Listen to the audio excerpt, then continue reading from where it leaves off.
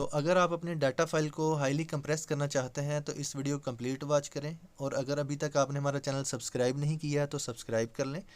अपनी फ़ाइल की health check करने के लिए सिंपल सा मेथड है, उसके ऊपर आप राइट क्लिक करें और वहाँ पर प्रॉपर्टीज़ में उसकी हेल्थ को चेक कर लें और ओके के बटन पर क्लिक करें। तो चलें वीडियो को शुरू करते हैं। सबसे पहले हमारे पास एक सॉफ्टवेयर होना चाहिए WinRAR। तो इसको आप फ्रीली डाउनलोड कर सकते हैं 40 डेज़ ट्रायल के साथ। तो अपनी फ़ाइल के ऊपर राइट क्लिक करें, WinRAR में ओपन करें। इसके बाद क्या करना है, सिंपल सा मेथड है, इसको WinRAR RAR4 और ज़िप में आप इसको कन्वर्ट कर सकते हैं। तो हम इसको RAR में करेंगे कन्वर्ट। तो यहाँ पर हमारे पास जो कंप्रेशन लेवल है उसको हम बेस्ट पर सेट कर देंगे। सेकंड नंबर पर यहाँ पर डिक्शनरी साइज़ जो है इसको हम 1 to 8 पर सेट करेंगे।